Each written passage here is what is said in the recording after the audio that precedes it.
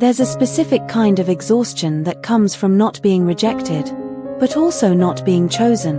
They're still here, close enough to feel, yet never fully stepping in. Take a breath for a moment. Let your body settle into where you are right now. This message isn't here to create hope. It isn't here to convince you to wait or to leave.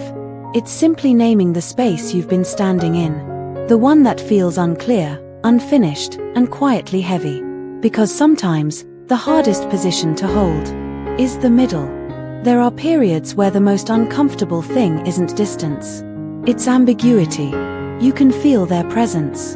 You know you still matter in some way.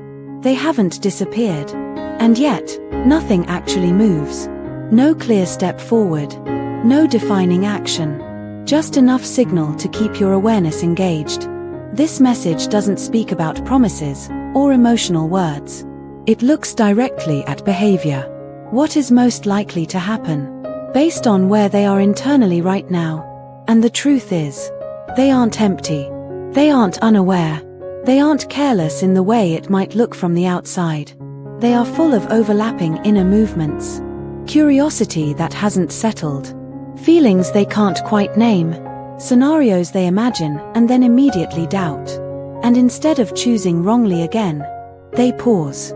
Not to walk away, but to avoid creating another situation they don't know how to hold.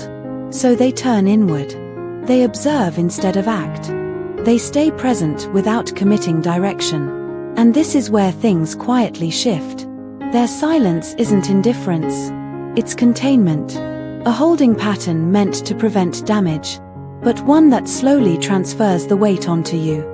What often isn't said out loud is how this kind of silence subtly asks you to stay available, without offering stability in return. And even when no one intends harm, that imbalance is felt deeply.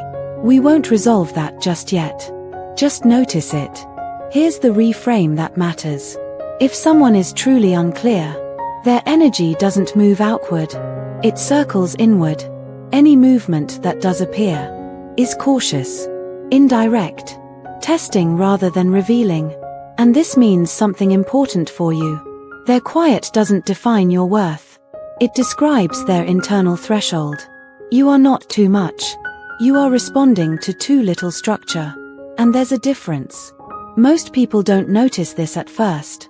But prolonged ambiguity always changes the shape of a connection. It cannot stay as it is. Not because of drama. Not because of ultimatums. But because suspended energy demands resolution. One way or another.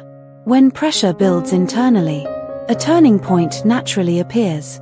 Not as a grand declaration. Not as an emotional confession. But as an adjustment. A shift in how they approach. Or a quiet withdrawal that finally clarifies the absence of direction. Either way, the old dynamic cannot remain intact. And here's what matters most. This change is releasing, not punishing. Because it ends the loop. The loop of checking signals.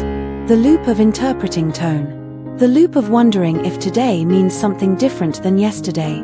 This is something most people don't notice at first. But clarity doesn't always arrive as closeness. Sometimes it arrives as an ending of ambiguity. You were never meant to stand still, just because someone else was undecided.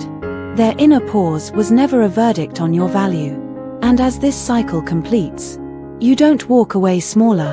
You walk away steadier, more aware of what you need, more precise about what you accept, less willing to be carried by half signals. You stand in your own position, clear, grounded, unavailable to prolonged uncertainty. And if there's one thing to remember, it's this. Their silence was a phase. Your clarity is the result. If this reflection named something you've been holding quietly, you're welcome to stay with the channel. Not for answers, but for steadiness.